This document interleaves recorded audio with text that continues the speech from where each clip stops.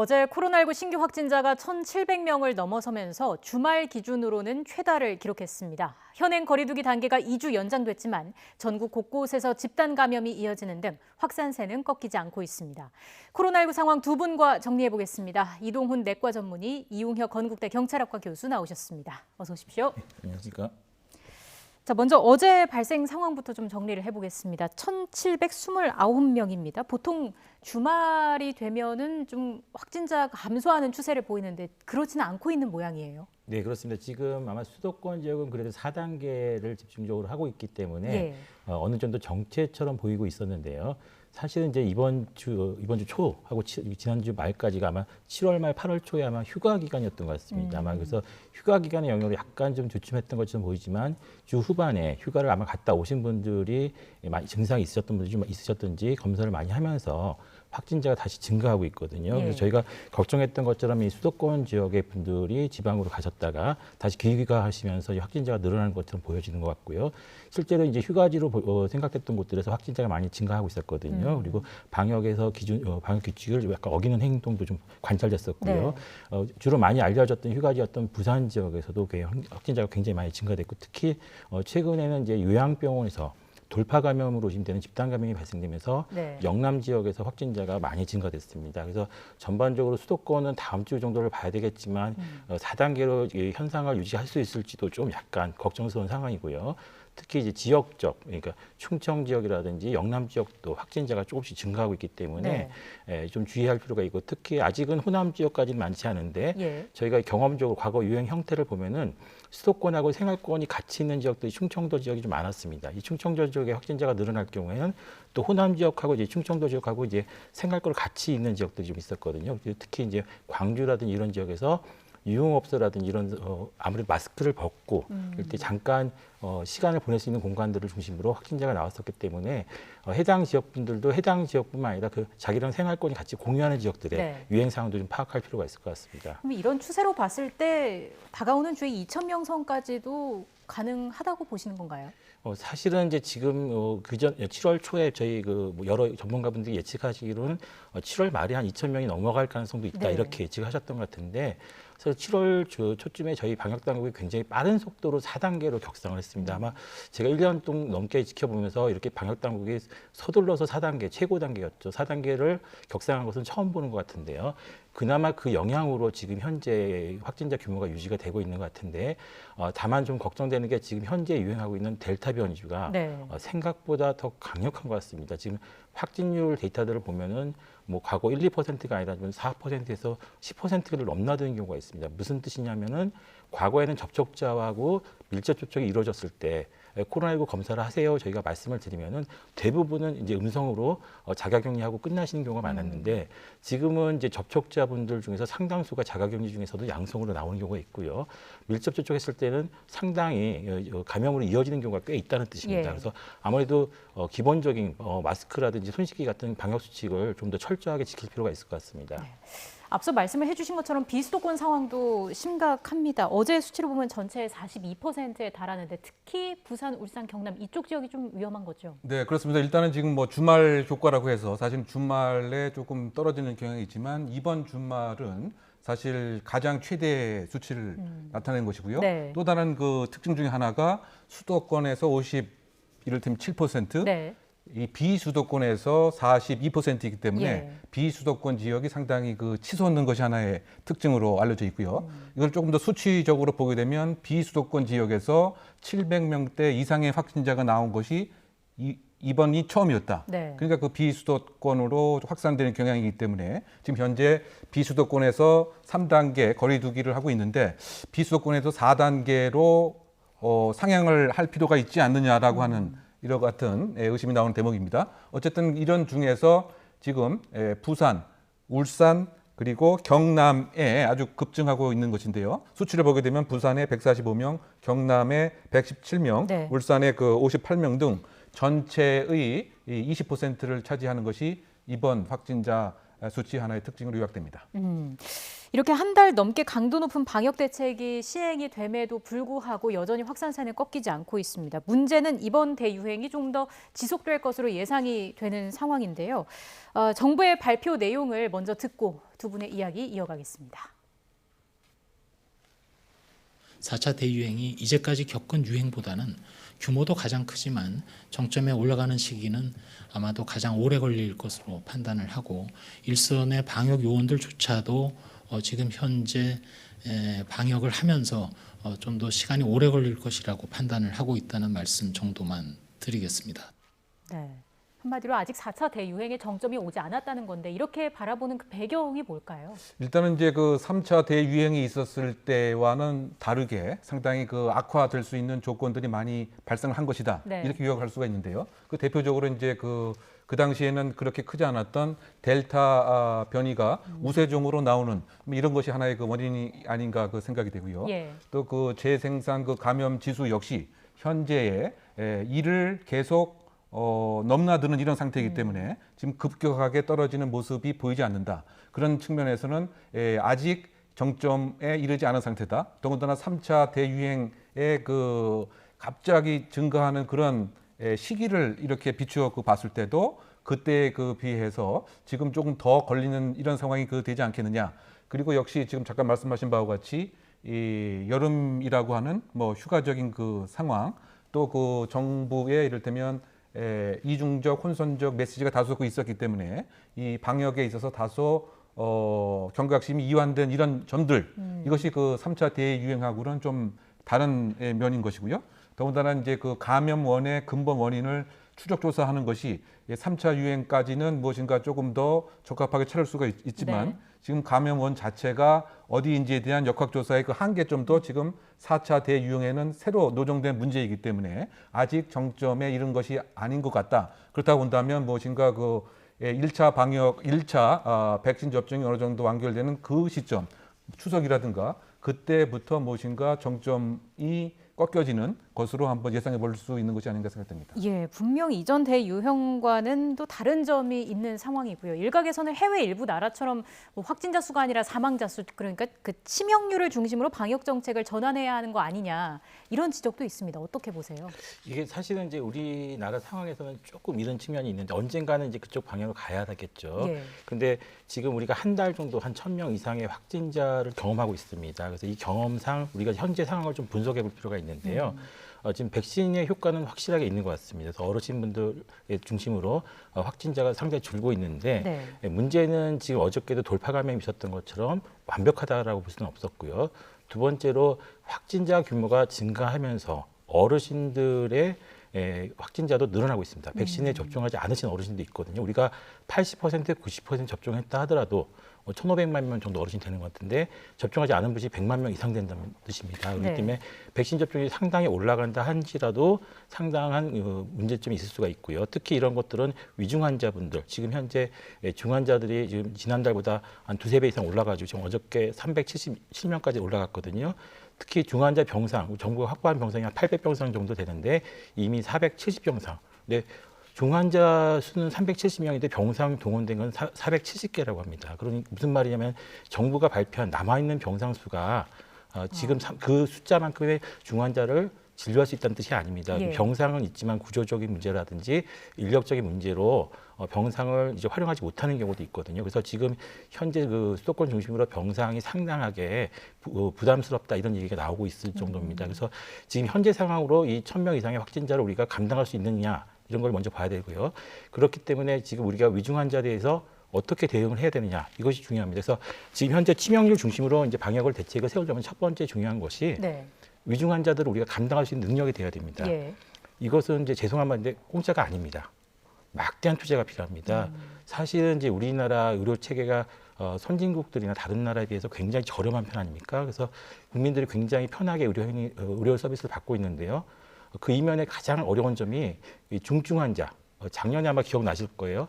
중증 외상외과에 대부였었던 이국정 교수님이 상당히 어려운 경험을 네. 우리가 다 알고 계시는데 그런 상황이 벌어질 수밖에 없는 게 우리나라 의료 체계상 중증 환자라든지 위중하신 분을 진료할수록 병원에 수익이 안 됩니다. 그래서 병원들에서 적극적인 투자가 아무래도 소극적일 수밖에 없어요. 그래서 우리 의료 체계가 지금까지 우리나라 의료 체계 철학이 낮은 의료 비용으로 많은 국민들에게 혜택을 주겠다. 이런 게 우리나라 보건 의료 체계의 네. 기본적인 철학이었습니다. 그런데 우리 코로나19 상황을 받아보면은 낮은 의료보다는 적정한 의료 비용을 투여해서 안전한 의료로 좀 어떻게 보면 이제 큰 철학적인 변화가 있어야 되지 않을까 이런 생각이 좀 듭니다. 그래서 네. 이거는 우리 뭐 의료계에서 할 수 있는 얘기는 아닌 것 같고요. 사회적이라든지 정치권에서도 막 큰 파라다임을 한번 바꿀 필요가 있지 않을까 생각이 듭니다. 그래서 이런 중증 위중 환자들을 의료 체계가 감당할 수 있고 그다음에 모든 분들을 안전하게 치료할 수 있게 되면은 방금 말씀하셨던 것처럼 치명률 중심으로 바꿀 수가 있겠죠. 그런데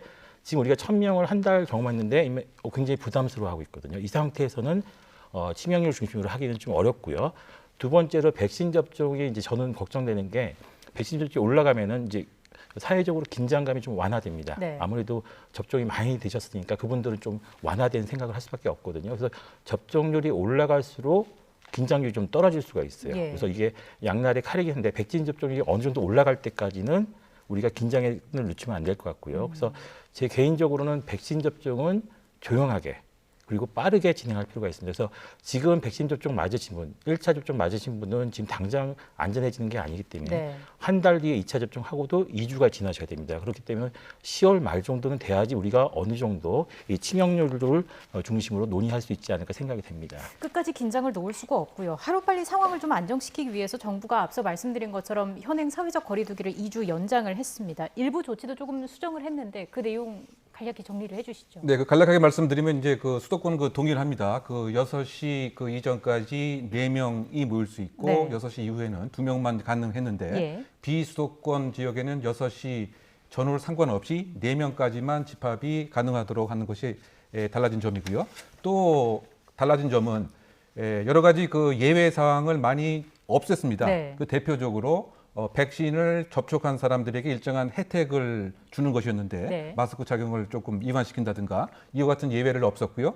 역시 그 직계 가족의 모임을 허용을 했었는데 이 자체를 4인 이상 역시 금지하는 것으로 이제 바뀌었던 것이고요. 또 비슷한 맥락에서 단란 주점의 경우에 있어서 유흥업소 등 10시까지 영업이 가능했지만 네. 아예 이와 같은 것을 금지하는 집합 금지 명령을 내리게 된 것이죠. 이것이 이제 상당히 제약하는 쪽으로 바뀌었다고 한다면 조금 이완되는 그 측면에서 바뀐 그 점은 그 대표적으로 이미영업법에 의한 이미영실입니다.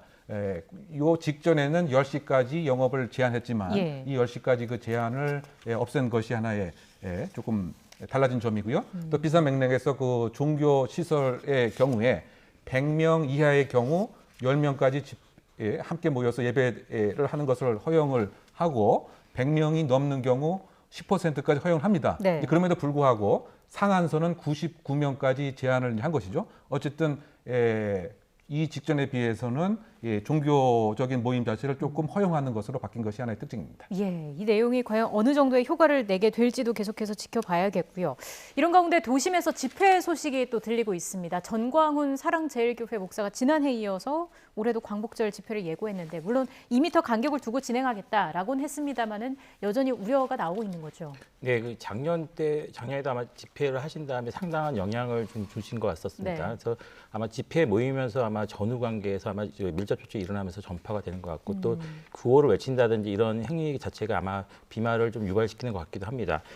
그런데 지금 방금 전에 말씀하셨던 것처럼 이 교수님께서 말씀하셨던 것처럼 백신 접종하신 분들 최근에 그 예외 조치도 지금 이제 취소시키고 있거든요. 네. 그래서 백신 인센티브도 지금은 많이 축소하고 있는 상황입니다. 어떻게 보면 백신 접종하신 분들은 상대적으로 좀 안전한 편인데 그런 조치를 하는 이유 중에 하나가 아무래도 사회적 긴장감을 완화시키는데 영향을 주지 않을까. 지금 6월 달에 우리가 그런 조치들을 많이 하지 않았습니까? 네. 사실 저희 의료계에서도 그런 제안을 좀 받았어요. 국내에서 아마 최고 그룹이라고 하는 딱 아실 겁니다. 그런 그룹에서 의료인뿐만 아니라 의료기관에 종사하시는 행정직원까지 다 혜택을 주는 특별 혜택을 주셨는데 담당자분이 당연히 기업체면 이게 홍보를 좀 해야 되지 않겠습니까? 그런데 조건이 하나 있더라고요. 홍보를 절대 하지 말아달라. 왜냐 그러니까 홍보를 하면 아무래도 사회적 긴장이 상당히 완화될 수 있지 않겠느냐. 그분의 말씀이 아주 정확했던 겁니다. 그래서 우리가 긴장감을 더 높이기 위해서는 이런 특혜나 이런 것들을 주면 안 되는데 이런 대규모 사람들이 많이 모이는 걸 우리가 화면에서 보시게 되면은 아무래도 긴장감이 완화될 수밖에 없고 네. 아무래도 좀 약간 불만이 늘어날 수밖에 없을 것 같습니다. 그래서 그리고 또 지금 현재 코로나19 상황 지금 녹록하지가 않습니다. 다음 주 정도 되면은 지금과 전혀 다른 상황이 벌어질 수가 있거든요.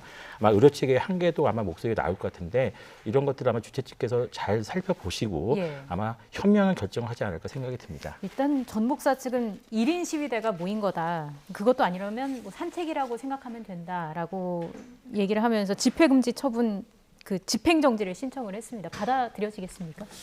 그 지금 사실 유사한 경우에 그 3월 달에도 사실은 이 시위 단체에서 이와 같은 집행정지 가처분 신청을 했습니다. 네. 그 당시에 이제 그 기각이 됐었는데요. 그 기각의 그 이유 자체는 비록 정치적인 결사의 자유, 집회의 자유, 의사 표현의 그 자유가 있어서 이것이 과연 회복 불가능하겠느냐. 그런데 이 집회를 허용하게 되면 감염병 자체가 그야말로 확산될 수 있는 네. 이와 같은 공공의 이익 자체가 훨씬 더 크기 때문에 그렇다 본다면 이것은 회복할 수 없는 이유보다도 공익의 필요성이 더 우월하다라고 해서 기각을 한 그런 재판관도 있었고요. 예. 또 어떤 그 재판관은 소위 말해서 그 조건부 허가를 한 경우도 있었습니다. 예를 들면 20명으로 제한하고 마스크를 착용하고 음성 판정을 받았다고 하는 이런 그 확인서를 함께 소지하면 그 범위 내에서 허용을 하겠다라고 조건부 허가를 했습니다만 지금 그 전 목사 측에서 얘기하는 내용은 3일 동안 서울역과 광화문 등에 이를테면 1천만 명이 소위 말해서 문재인 정부 탄핵을 위한 8.15 집회를 하겠다. 그리고 중간중간에 100대의 차량을 동원을 하겠다. 네. 다만 이것은 산책하는 것과 유사하다. 그리고 2m 간격을 두겠다. 그리고 팻말을 들겠다 하지만 1천만 명이 이것에 모인다고 만약에 정말 상정을 한다고 한다면 이와 같은 얘기 자체가 이루어질 가능성이 상당히 적기 때문에 제가 예상컨대 공공복리의 이익, 즉 감염병 전파의 방지가 네. 집회 결사의 자유보다 우월하다고 하는 최근의 법 논리를 그대로 반영한다고 한다면 기각될 가능성이 크다고 예상됩니다. 기각될 가능성이 크다라고 말씀해 주셨습니다. 자, 며칠 전 민주노총의 양경수 위원장이 경찰에 출석을 했습니다. 지난달 서울 도심에서 대규모 집회를 주도한 것과 관련해서 조사를 받았는데요. 민주노총의 입장 먼저 듣고 오겠습니다. 7월 3일 노동자 대회 관련해서는 감염자가 없었던 것이 확인되었습니다. 정부가 감염 실패 책임을 민주노총에게 돌리려고 하는 시도는 실패했습니다. 정부가 판단해야 합니다. 네, 교수님 간략하게 짚고 넘어갈게요. 경찰이 양경수 위원장에 대한 구속영장을 신청을 했는데 어떤 이유인지 그리고 결과를 또 어떻게 예상을 하시는지까지 말씀해 주시죠. 네, 일단 그 구속영장의 청구 신청 사유는 네. 말이죠.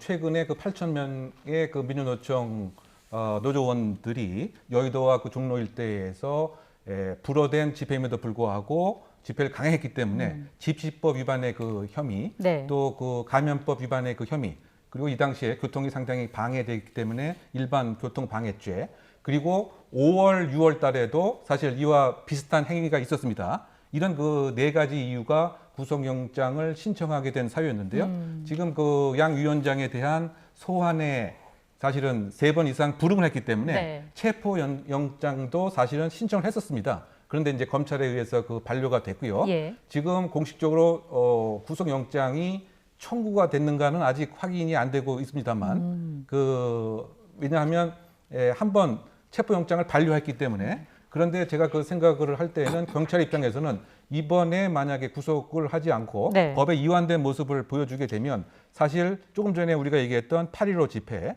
또는 그 이후에 있을 여러 가지 집회에 있어서 이른바 형평성과 공평성 면에서 상당히 논란이 될 우려가 있다고 하는 점, 그리고 경찰이 판단을 했을 때는 이건 상당히 중대한 범죄의 가능성이 있고 더군다나 또 이런 범죄를 5월, 6월 달에 했는데 지금 7월 달에 또 했기 때문에 네. 재범의 가능성에 우려가 있다라고 해서 사실은 20여 명도 사실은 이제 입건을 한 셈이고요. 다만 이제 민노총 입장에서는 정부가 방역에 실패해 놓고 책임을 왜 민노총한테 미루느냐, 이것은 정치 방역의 한 폐해다, 이렇게 주장을 하면서 과연 영장이 청구가 될지, 영장이 청구가 된 이후에 실제로 발부가 될지 이것을 지켜보겠다고 하고 있는 상황인데요. 저는 개인적으로 어쨌든 공평하고 공정하게 영장이 청구가 될 필요가 있지 않는가. 즉 잣대 자체를 이를테면 최근에 예를 들어서 이제 자영업자들이 1인 시위를 한다고 하는 입장에서 왜냐하면 지금 여러 가지 그 매출액 자체가 그야말로 10% 가량 또는 10%까지 거의 뭐 반토막 이상 이렇게 피해를 보기 때문에 네. 이것에 있어서의 경찰의 법 집행과 여러 가지 사항은 엄중하게 하는 듯 하는 느낌이 많이 듭니다. 그런데 만약에 민노총의 그 사항에 있어서는 다른 잣대를 들이댄다고 한다면 이 또한 논란이 되기 때문에 저는 무엇이든 간에 공평하게 영장에 관한 신청, 청구가 이루어질 필요가 있다고 생각됩니다. 네, 알겠습니다. 자, 개학 얘기도 좀 해봐야겠습니다. 일단 초중고 개학이 코앞으로 다가왔고요. 등교를 허용할지 그 여부가 내일 발표가 될 것으로 보이는데 현재 상황으로 봤을 때는 어느 쪽으로 가닥이 잡혀야 한다고 보십니까? 지금 뭐 거리두기 단계에 따라서 이미 등교 기준이 있더라고요. 그래서 4단계는 아마 원격 수업을 네. 하고 3단계는 뭐 초등학교 3학년에서 6학년은 4분의 3 이렇게 기준이 있었는데요. 이 기준들을 보시면서 이제 먼저 생각해야 될 게 있습니다. 우리가 이 코로나19 극복에 가장 중요하다고 지금 계속 논의가 되고 있는 게 백신 접종인데요. 우리 학생들은 백신 접종이 안 되어 있습니다. 네. 두 번째로 학교에서 교실이란 실내 공간에 많은 학생들이 모여서 교육을 받습니다. 밀집되어 있죠. 네. 그리고 세 번째로 좀 학급이 올라갈수록 이제 고등학교, 중학교 같은 경우는 식사를 합니다. 이 세 가지 요소들이 다 코로나19에 그렇게 안전하다고 볼 수는 없겠죠. 그래서 최근에 아마 교육부에서 학교 공간들이 그래도 방역을 잘 지키기 때문에 코로나19 확산의 그 주요 경로는 아니다라고 이렇게 말을 하고 있는데요. 지금 확진자가 늘어나면 결국은 이제 가정 내에서 감염된 학생들이 학교에서 전파될 수가 있기 때문에 이것은 주변의 그 코로나19 확산 상황을 좀 잘 살펴보고 네. 결정해야 될 것 같고 두 번째로는 이제 그렇게 되다 보니까 원격 수업이 이제 학생들의 그 학습권에 상당히 영향을 줬다라는 평가가 많이 있습니다. 예. 그래서 아마 그런 것들 때문에 논의가 되고 있는데 만일 그 등교 수업을 하게 된다면은 가장 취약한 곳이 아마 식사 시간인 것 같아요. 그래서 식사 시간은 그렇죠. 아무래도 좀 고려해봐야 되지 않을까 생각이 들고요. 지금처럼 수도권이 확진자가 계속 증가돼 있다 그러면 좀 신중할 필요가 있을 것 같습니다. 네, 방역적인 면과 교육적인 측면 모두 고려해야 하기 때문에 고심이 깊을 텐데요. 내일 좀 기다려봐야 할 것 같습니다. 이런 가운데 내일부터 40대 이하 일반 국민의 백신 사전 예약이 진행이 되지 않습니까? 이게 어떻게 되는 건지 정리를 해주시죠. 네, 그 18세부터 49세가 해당이 되고요. 네. 이번 사항의 하나의 그 특징은 10부제로 예약을 하도록 되었다. 네. 즉, 이 주민등록법 상의 주민번호에 끝자리에 맞춰서 생일을 따지는 거죠. 만약에 9일인 생일 또는 19일, 29일 그러면 내일 9일 날 신청을 하도록 이렇게 예. 되어 있습니다. 이것은 이제 전체 이 해당 18세부터 49세에 해당되는 그 인구 연령층이 1,620만 명 정도에 그 해당이 되기 때문에 열흘로 이렇게 분산을 시킨 거죠. 네. 그러면 하루에 한 160만 명에서 200만 명 정도가 접속을 이제 할 이럴 그 예상이 됩니다. 다만 이제 이번에 그 특별한 점은 그 지난번에 이제 50대들이 그 했을 때 이를테면 젊은 층에서 부모님을 위해서 이를테면 대리 예약을 한다든가 네. 또는 컴퓨터 예를 들면 3대, 4대뿐만이 아니고 휴대폰으로까지 이렇게 여러 매체로 소위 말해서 신청을 하려고 하는 이 자체가 원천적으로 불가능하도록 되게 되었습니다. 네. 왜냐하면 처음에 인증받은 내용으로 접근이 가능하도록만 되어 있기 때문에 여러 기구가 이용하면 이제 안 되는 거죠. 그리고 이제 인증 확인도 10분마다 한 번씩 하도록 되어 있기 때문에 예. 유학하게 되면 그 8시부터 시작이 되기 때문에 이때를 조금 피해서 그다음에 1인이 네. 그다음에 사용하는 컴퓨터 그 한 대, 그다음에 중간에 혹시 그 대기가 있게 되면 처음 새로 고침 이렇게 나오게 되면 또 많이 기다리기 때문에 이런 그 점을 하나의 꿀팁으로 삼아서 예약을 하면 될 것으로 생각됩니다. 네, 저희 마지막으로 한 질문만 간략하게 드릴게요. 돌파 감염 앞서서 계속 강조를 해주셨는데 지금 돌파 감염자 중에 얀센 백신 접종자가 많잖아요. 아무래도 1회 접종이라는 점이 좀 큰 영향이 있는 건지 그리고 부스터샷이 필요하다고 보시는지까지 말씀해 주시죠. 네, 제가 백신 접종은 이제 환자한테 설명드릴 때 우산이라고 그럽니다. 네. 우산인데 비가 오면은 조금 젖을 수가 있어요. 그래서 백신만 너무 의존하면 안 됩니다. 그래서 가장 기본으로 돌아가서 마스크라든지 손 씻기가 굉장히 중요하고요. 네. 많은 바이러스 노출되면은 돌파감이 될 수가 있습니다. 뭐 얀센뿐만 아니라 화이자 백신이라든지 아스트라제네카 백신도 동일하게 일어날 수가 있는데 얀센 백신은 우리가 1회 접종인데 이 얀센 백신 재개발 동기가 접종을 좀 하기 어려우신 분한테 위중증 환자 발생률을 좀 줄이기 위해서 네. 계획한 거라고 합니다. 그래서 아무래도 그 감염률은 약간 높을 수가 있기 때문에 아마 저 정부나 보건당국에서도 추가 접종은 아마 논의는 하고 있을 것 같은데 현재 일시 접종이 끝나고 지금 계속 여가 같은 거 항체 여가를 좀 추적을 해봐야 되는데 지금 그 제약회사들은 이제 여가를 좀 추적하고 있는 것 같아요. 그래서 여가가 좀 떨어지고 있으니까 각국 정부에다가 추가 접종을 구입하라라고 이렇게 제안을 하는데 WHO는 좀 전 세계를 또 봐야 되거든요. 예. 그렇게 되면 또 일부 국자에 또 몰릴 수가 있으니까 이걸 좀 자제해달라 이렇게 말하는 것 같은데 뭐 여가 조사가 아직 개발된 지 1년이 안 됐기 때문에 1년이 되면은 어느 정도 이제 우리가 추세를 볼 수가 있고요. 네. 그리고 최근에 돌파감이 역시 여가가 약간 낮아질 때도 생긴다 이런 보고도 있습니다. 그런데 좀 더 연구를 좀 해봐야 될 것 같은데 그래서 아마 추가 접종은 논의가 될 것 같고요. 그래서 아마 정부가 내년도 추가 접종 예산을 좀 편성한 것 같습니다. 네. 그래서 아마 기다려 보셔야 될 것 같고 가장 마지막으로 드리고 싶은 말이 가장 기본으로 돌아가셔야 됩니다. 그래서 백신을 맞았든 안 맞았든 간에 마스크하고 손 씻기 이 두 가지만 철저하게 지키시면 지금 우리나라 코로나19 상황이 선진국 백신 접종이 60%, 90% 되는 것보다 더 좋습니다. 현재는. 그래서 마스크하고 손 씻기만 철저하게 좀 지켜주십시오. 네, 당부의 말씀까지 들었습니다. 지금까지 이동훈 내과 전문의, 이용혁 건국대 경찰학과 교수와 함께했습니다. 두 분 말씀 잘 들었습니다.